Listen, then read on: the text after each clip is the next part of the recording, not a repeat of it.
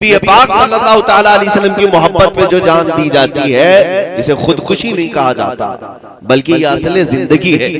और हुजूर ताजुश शरिया रहमतुल्लाह तआला अलैह फरमाते हैं, तेरे दामने करम में जिसे नींद आ गई है या रसूल अल्लाह, तेरे दामने करम में जिसे नींद आ गई है वो फना न होगी, उसे जिंदगी मिली। अल्लाहु अकबर या रसूल अल्लाह, जिंदाबाद।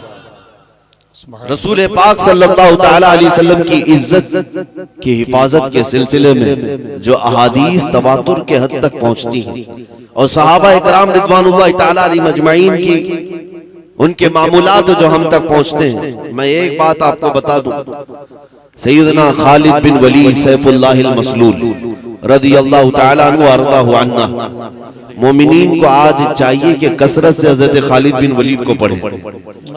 जिसके दिल में बुज़दिली का मर्ज आया हो वो मर्ज खत्म हो जाए। जी जी।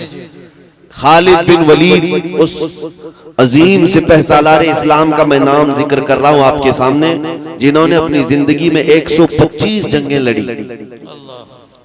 ईमान लाने के बाद की बात कर रहा हूं, 125 जंगें लड़ी और अल्लाह ताला की इनायत ऐसी कि 125 में एक जंग में भी कभी उन्हें शिकस्त नहीं हुई।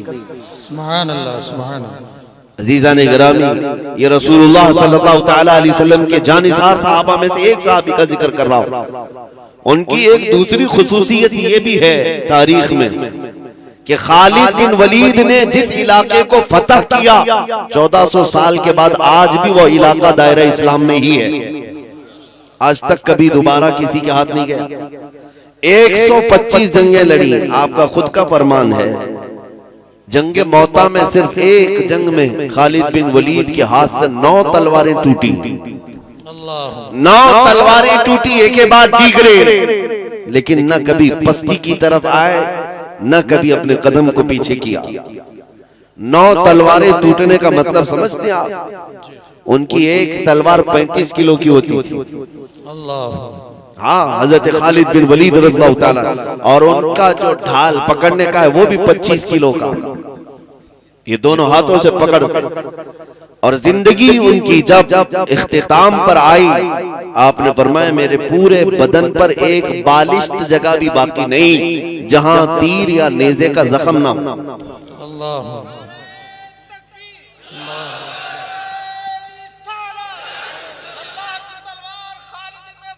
जिंदाबाद, जिंदाबाद,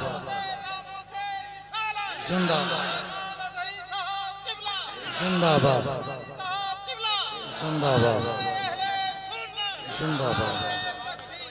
सैयदना खालिद बिन वलीद रज़ियल्लाहु ताला अन्हु का जिक्र हम बड़े अदब से करते हैं। सुनिए मेरे अजीजों, 125 जंगें, उसमें किसी में शिकस्त नहीं और पूरे जिस्म पर जख्म इतने कि एक बालिश बराबर जगह भी कहीं बाकी नहीं है।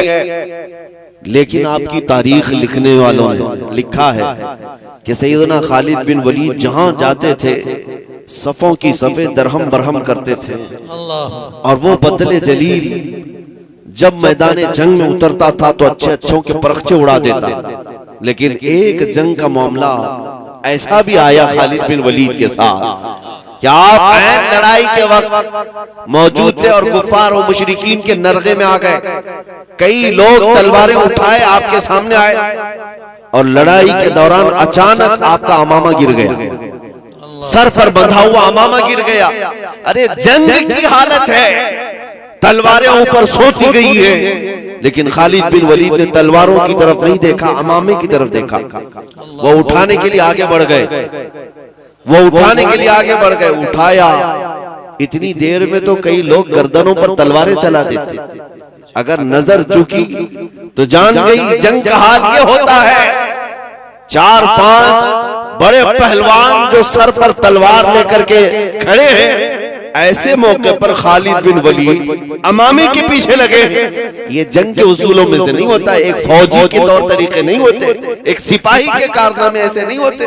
वो सारे लोग सहम गए, जो करीब खड़े थे उन्होंने तलवारें नीचे कर ली और पूछा क्या तुम ही वो खालिद बिन वलीद हो? जिसका चर्चा हर जगह पर हमने सुना है। क्या तुम ही वो खालिद बिन वलीद बतले जलील हो, मुसलमानों के सिपह सालार हो? कहा हाँ मैं खालिद बिन वलीद हूं। उन काफिरों ने कहा कि हमने ऐसी हरकत तुमसे आज देखी जो एक छोटा फौजी भी नहीं कर सकता। जंग की हालत में जब तुम्हारी गर्दन पर तलवार लटक रही हो, तुम्हें अपनी जान की हिफाजत करनी चाहिए, तुम अपनी पगड़ी की हिफाजत कर रहे हो, तुम अपने अमामे के देखने की तरफ मुतवज्जे हो। सैयदना खालिद बिन वलीद ने उस वक्त जो जवाब दिया वो हमारा उन्वान है। खालिद बिन वलीद फरमाते हैं, जालिमो तुम क्या समझते हो कि मैं जिस मैदान में फतह से हमकिनार होता हूँ ये मेरे बाजुओं की ताकत है, ये मेरे तलवारों की झंकार है, ये मेरा शोला है? हरगिज़ नहीं, बल्कि मैंने उस अमामे की हिफाजत की कोशिश इसलिए की कि उस अमामे में मेरे रसूलुल्लाह के 3 मोए मुबारक रखे हुए हैं। सुभान अल्लाह, सुभान अल्लाह। हुजूर के मोए मुबारक रखे हैं और मेरा ये विजदान कहता है कि जब तक मेरे सर पर वो अमामा होता है अल्लाह मुझे हर जगह फतह कामरानी अता करता है। सुभान अल्लाह, सुभान अल्लाह। नारे तकबीर, नारे रिसालत, उलमाए अहले सुन्नत, हजरत मुफ्ती सलमान साहब किबला, नारे तकबीर। जालिमों और दुश्मनों का सामने होना अपनी जगह पर, लेकिन ऐसे हालात में भी मेरे नबी पाक के तबर्रुकात की हिफाजत अपनी जगह पर। यह है नामूस रिसालत की हिफाजत। ऐन जंग के वक्त भी सैयदना खालिद बिन वलीद मेरे मुस्तफा के चंद मुए मुबारका को जमीन पर गिरने नहीं देना चाहते।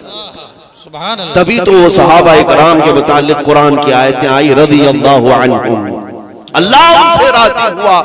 उर्वा बिन मसूद सक़फ़ी, ये कुरैश की तरफ से एक कासिद मक्का हुजूर पाक सल्लल्लाहु तआला अलैहि वसल्लम और सहाबा के हालात देखने के लिए हुदैबिया के मौके पर आए और देखने के लिए कि मोहम्मद सल्लल्लाहु अलैहि वसल्लम के ये फरजाने, इनके परवाने कैसर और किसरा फतह करने की बात करते हैं तो मुट्ठी भर।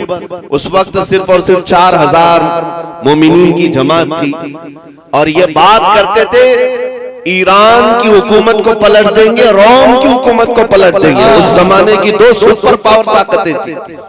सुपर पावर ताकतों को पलटने की बात मेरे आका सल्लल्लाहु तआला अलैहि वसल्लम के ये परवाने किया करते थे। तो मक्का वालों ने कहा जाकर के देख लो, बड़े हथियार शायद जमा कर लिए, बहुत सारे असलहे जमा कर लिए, आज हमारे पीछे भी बहुत सारे लोग लगे। अचानक आकर के घरों की तलाशी लेते हैं कि कहीं कुछ जमा करके रखा है। हाँ, एक साहब, एक अधिकारी आए थे हमारी ऑफिस में, अचानक दरवाजा खोलकर वीडियो बना रहे थे, टेबल उठाया, कुर्सी के पीछे देखा, उनको तो एक ब्लेड भी नहीं मिला, एक चाकू और छुरी भी नहीं मिली। इन्हें ऐसा लगता है कि ये मोमिनीन सिर्फ तलवार और चाकू